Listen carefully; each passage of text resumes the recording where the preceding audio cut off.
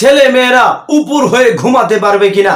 মা বোনদেরকে বলছি, ভাইদেরকে বলছি, শুনুন, আপনাদেরকে বলছি, মা বোনরা উপর হয়ে ঘুমাতে পারবে কিনা এবং কি ছেলেরা উপর হয়ে ঘুমাতে পারবে কিনা। দেখেন, ঘুমানোর সুন্নাহ তরিকা রয়েছে, আল্লাহর আদেশ মতো তরিকা রয়েছে।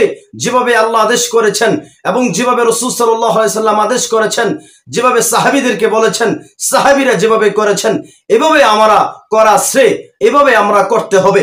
ভাই আমার, মা বোনদেরকে বলছি, ভাইদেরকে বলছি, খেয়াল করে শুনবেন। দেখেন, ঘুমানোর আগে আমরা কিছু আমল করতে পারি যা রাসূল সাল্লাল্লাহু আলাইহি সাল্লাম করেছেন, যা রাসূল সাল্লাল্লাহু আলাইহি সাল্লাম সাহাবীদেরকে শিক্ষা দিয়েছেন এবং কি সাহাবীরাও যে আমলগুলা করেছেন রীতিমতো সব সময় ঘুমানোর আগে, যে আমলগুলা কখনো ছাড়েননি, যে আমলগুলা কখনো ছাড়েননি, সব সময় আমলগুলা করেছেন। অতএব আমরা নবী মুহাম্মদ রাসূলুল্লাহ সাল্লাল্লাহু আলাইহি সাল্লামের উম্মত হিসাবে, উম্মত দাবি করে আমরা রাসূল সাল্লাল্লাহু আলাইহি সাল্লাম যে আমলগুলো করতেন এই আমলগুলো আমরা করার চেষ্টা করব ইনশাআল্লাহ তাআলা। দেখেন, এক নম্বর হচ্ছে আমরা ঘুমানোর আগে ওযু করে নেব, ওযু অবস্থায় ঘুমাবো। কথা বুঝছেন ভাই আমার? মা বোনদেরকে বলছি, আমরা যখন ঘুমাবো তখন আমরা ওযু অবস্থায় ঘুমাবো। ঘুমানোর আগে আমরা কিছু তাসবিহ তাহলিল আদায় করে নেব।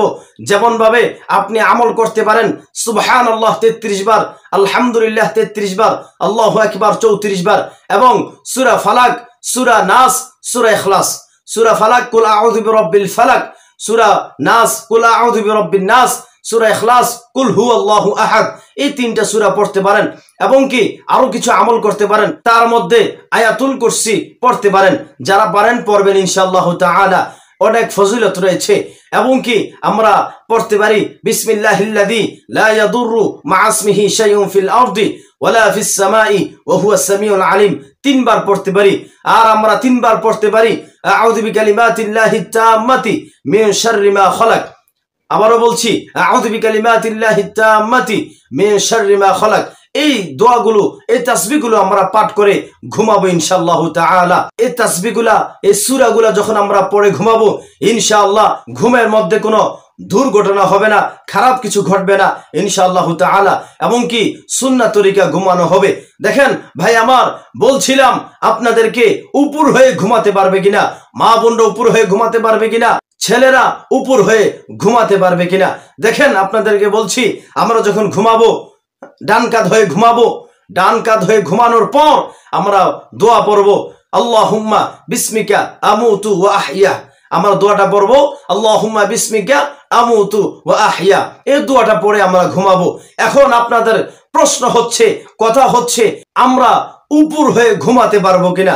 দেখুন, আপনাদেরকে বলছি, আমরা উপর হয়ে ঘুমাতে পারবো কিনা এবং মা বোনরা উপর হয়ে ঘুমাতে পারবে কিনা।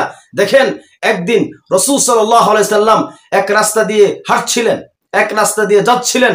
তখন নবী মুহাম্মদুর রাসূলুল্লাহ সাল্লাল্লাহু আলাইহি সাল্লাম দেখতেছেন এক ব্যক্তি উপর হয়ে ঘুমিয়ে আছে, এক ব্যক্তি উপর হয়ে ঘুমিয়ে আছে।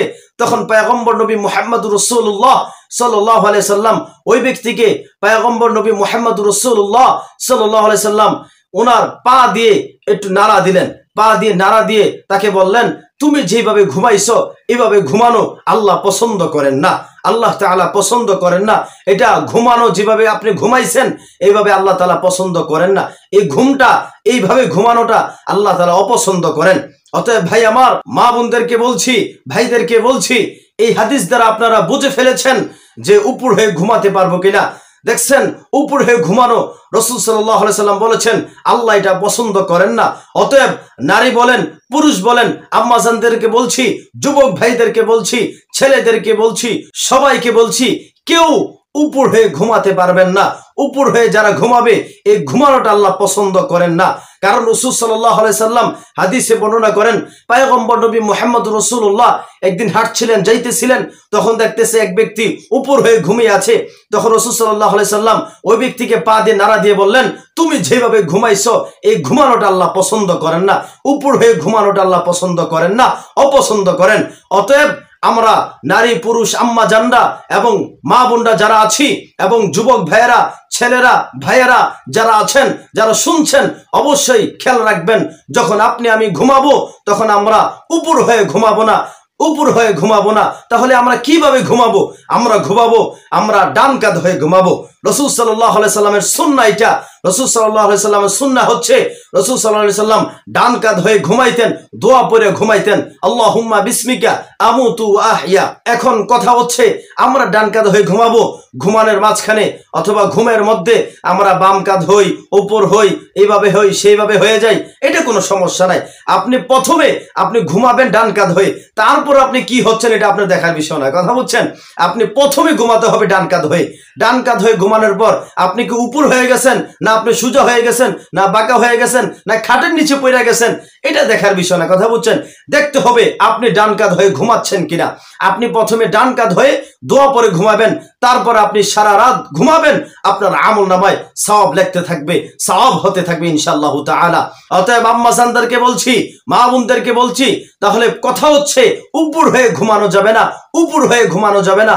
উপর হয়ে ঘুমানোটা আল্লাহ পছন্দ করেন না, আল্লাহ তাআলা পছন্দ করেন না।